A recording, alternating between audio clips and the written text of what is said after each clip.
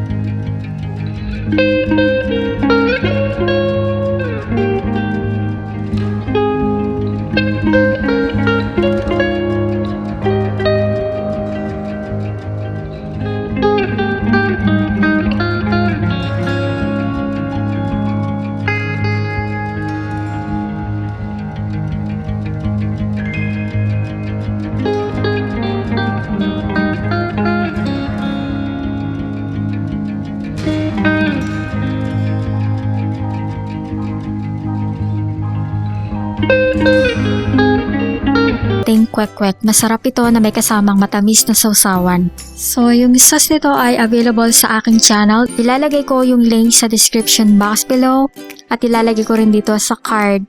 If you like this video, please support my channel by liking and subscribing to my channel. Please subscribe to my channel, and as always, thank you for watching. Have a nice day and see you in my next video.